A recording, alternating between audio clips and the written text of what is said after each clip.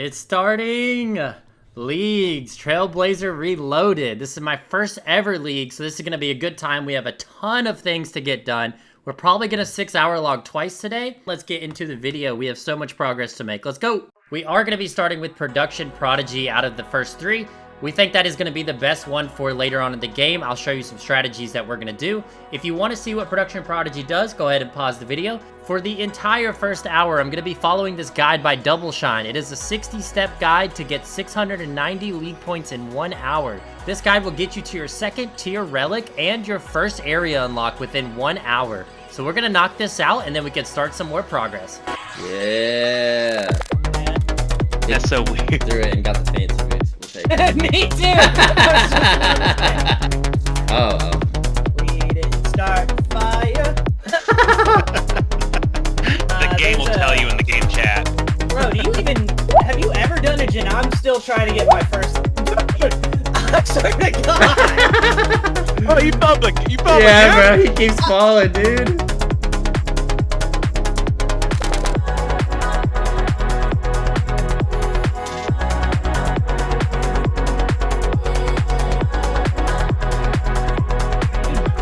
How long it took for one raid? I'm gonna shoot at it. Oh, yeah. I just got cooking level 14. Now we head over to the I am kind of. That's how the high-level people do it. Has never been Ooh, 40 points. And there was over 1 hour of gameplay in a minute. As you can tell, we got a lot of progress done. We are going to go ahead and unlock our second relic, and we are taking Globetrotter, which I understand is a very controversial topic between that or Fairy's Flight. However, we do think that Globetrotter gives the most advantages with the necklace and gives us the ability to move around the map much quicker. And as you can see, we did complete the 60-step guide with 690 league points, and we did unlock the new area. We are going to end up picking Corinne, as we think Corinne will be the area where we can progress the fastest. We also get Chambers of Zarek, the Catacombs, Dragon Warhammers, and the Favors. So we think there's a lot to do here, and that's where we're going to spend the majority of our time throughout the video. We actually have a ton to do before we could do Wintertot, but we're going to go ahead and knock out 50 firemaking and 50 woodcutting now. However, we do want to get to the higher tier relics so that we get higher XP when we do Wintertot, and also higher minigame points so that we can get better rewards, including the Tome of Fire. Also, make sure you're participating in the forestry events, as they give you more XP than any actual woodcutting could give you. As you can see right here, I just got a 13,000 XP drop at only 40 woodcutting. 50 woodcutting for 40 league points, and 50 firemaking. And now we're going to do some mining and smithing, as there are a lot of league points attached to mining various ores and smithing various products. And then we're going to be able to do a pretty cool way of smithing XP. I didn't show you everything, but this is going to be the last of the mining and smithing league points, at least the easy ones. We got the steel plate body out of the way for 40 league points. I forgot to show you this earlier, but we did actually hit tier 3 with the relics, and we did pick Fire Sale. What Fire Sale allows us to do is buy any items for free from a shop, and buy them noted as well. So what we're going to do for quick smithing XP is we're going to go to this general store in Shiloh Village. We're going to buy noted bronze bars. And now that we have almost 1,500 noted bronze bars, we're going to take it over to the anvil in Varrock, and we're going to make bronze plate bodies. Because I think I might be able, if I'm right, I think we can do like. Oh my god, bro. It's 3k XP drops. We can finish up doing the bronze plate bodies later, as we'll have them in our bank for the rest of the game mode, so we don't really have to worry about it right now. We did hit 41 before we stopped. Now we're going to buy all the runes that we'll need pretty much for the rest of the game. I mean, Fire Cell is completely broken. Look at the runes in my inventory right now. This is absolutely insane. It didn't take me long at all to buy these. Now we're going to take the runes we just bought over to the Tazar area and sell them for Tokel. With Tokel, we're going to be able to buy crafting XP with gems. We're going to be able to buy obsidian armor, onyxes for furies. We're going to be able to do a lot of stuff, and we want to go ahead and get the Tokel now in case they end up patching it, because honestly, it's pretty busted.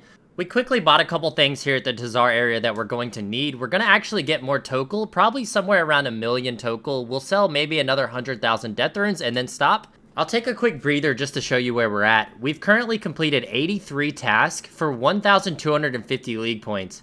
That's really good start, but the problem is to unlock the things that we want to, we're going to need a whole lot more league points.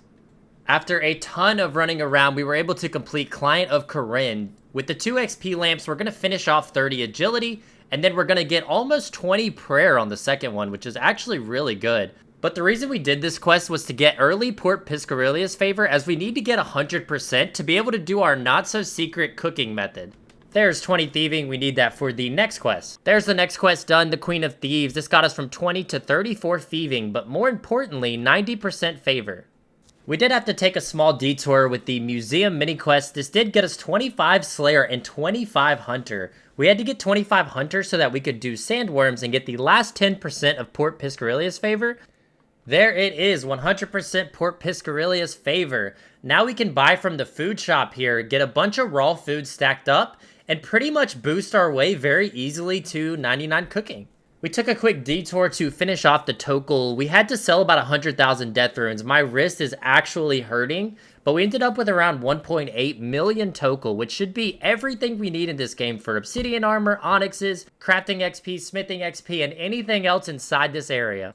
Since we have 100% favor in this area and we have Fire Cell, we're able to bank 99 cooking XP in just a matter of minutes.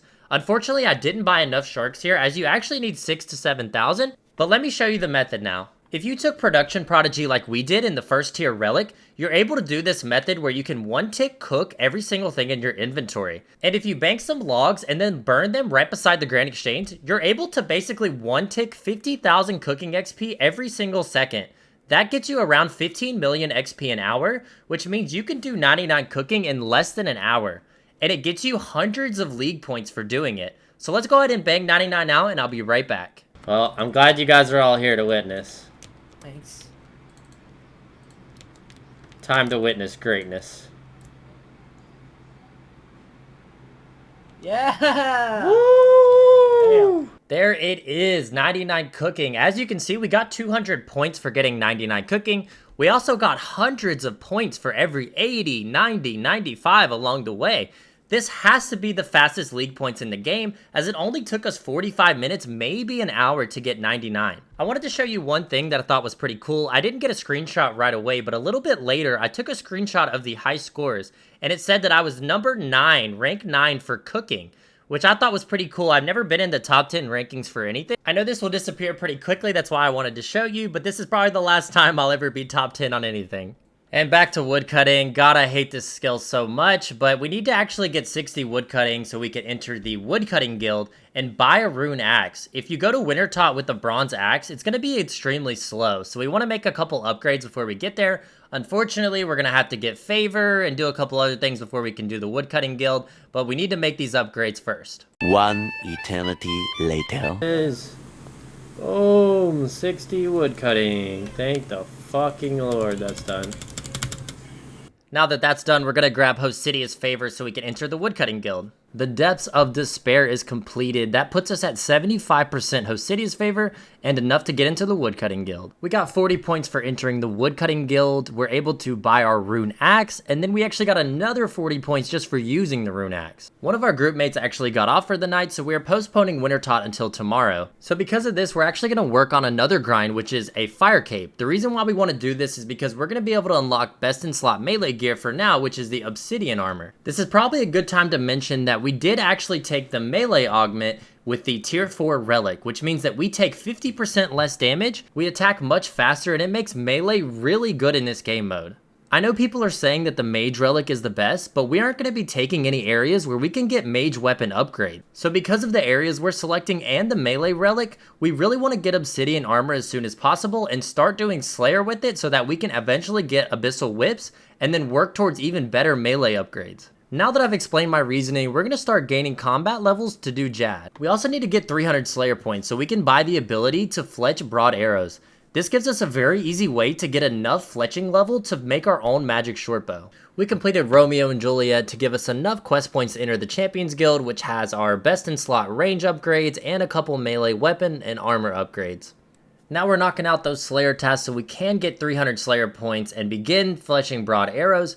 This is going by extremely quickly. We're already 39 Slayer, and we've done a couple tasks. We're going to go ahead and finish it up, and I'll see you when we're done. We had a couple Moss Giant keys, so we killed the boss, and we were able to get a nature rune drop, which means that we're able to alch rune plate bodies from the store in Edgeville. And even though everything in the shops are free, there are still a couple things we need coins for, like buying skill capes or going to the most efficient Sandcrabs spot.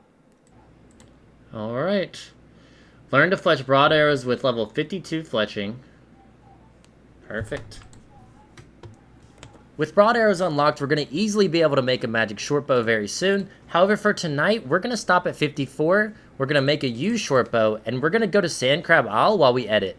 And now we're here.